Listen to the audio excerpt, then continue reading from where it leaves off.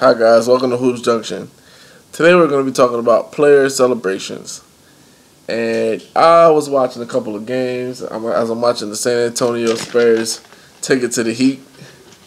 You know, Trick Daddy had the song called Take It to the House. Well, San Antonio Spurs are taking it to the Heat.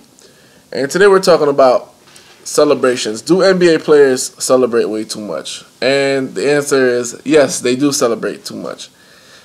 But ladies and gentlemen, this is the new NBA. Hey, when did this occur to you that they're celebrating too much? When has this become such a big deal? It shouldn't be a big deal to you. It's definitely not a big deal to me. Because when you think about it, that's the way that this whole generation is playing out. They celebrate everything. They dance to everything. Cam Newton recently dabbing to everything. So that's just the way that they express themselves. The only problem I have is when players are celebrating and they're not even that good. So you have like a player like J.R. Smith celebrating, and he's, when he's on, he's on. When he's off, he's off. To me, if you're not doing good or you're not doing well, you shouldn't be celebrating. If you hit a three and you only have 3 points during the whole entire game, cut out all the celebration, brother. And another thing is, I think celebrating in basketball is appropriate for key moments, like you hit a big shot that ties the game, or you hit the go-ahead bucket. I have no problem with the celebration there. The other day, Jeff Teague, he did like a little shimmy before he shot the three. I have no problem with that. You know why? Because he made the three. Now, if he did the shimmy and he missed the three, it would be a whole different conversation. He'll be sitting on that bench. But my thing is, if you work hard in anything that you do, and you put in the work, the time, the blood, the sweat, and the tears, I have no problem with you doing whatever you want. And that's you're a father, you work, or a mother, or father, a single mom, single dad, two parents working together. You work hard all year, and you want to go ahead and go on that vacation. Who am I to tell you don't go on a vacation? That's not good. That's not kosher. So who are we to tell these players not to celebrate?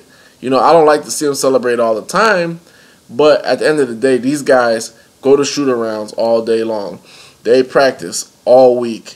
They play 3 games a night. They're in 4 cities in 3 nights, or 3 nights. You know what I'm talking about. They play and practice basketball way more than the average fan or the average player will ever do in their lives. So yes, if they have pride in what they're doing, we should give them a little leeway to celebrate. I know that's not the way that the old guys did it, so to speak, but hey, it's different. They celebrate to express themselves. Back in the days, like with Magic and Bird and Jordan and Penny and Grant, the only celebrations that were done, it was more of a showmanship. Like, I make a shot, you make a shot. I do a sick move, you do a sick move. I get a big dunk. Dominique gets a big dunk, Jordan does a big dunk. So that was like the real celebration kind of style. It was more in the flow of the game. Today, the players take it outside of the game. They're shimmying and they're dancing and they're hopping up and down, and John Wall's throwing up gang signs or whatever the case may be.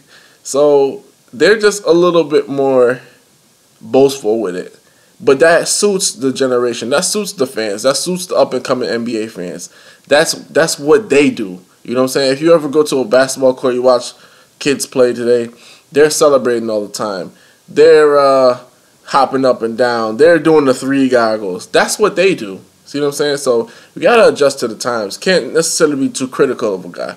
Because if the guy is celebrating and he's dominating, I have no problem with that. Everybody's not going to be like Kawhi Leonard. Everybody's not going to be as calm as Damian Lillard. And even Damian Lillard, he tells you what time it is. It's the Lillard time, And everybody's not going to be as loud as Stephen Curry. Stephen Curry, he pats on his chest, he dances around. LeBron James, he's raising the roof every time he does a dunk or stuff like that. Hey, I have no problem with that. If you're great at what you do, you should be able to celebrate. Because you know what? Because you earned the right. Everybody's tuning in to watch you.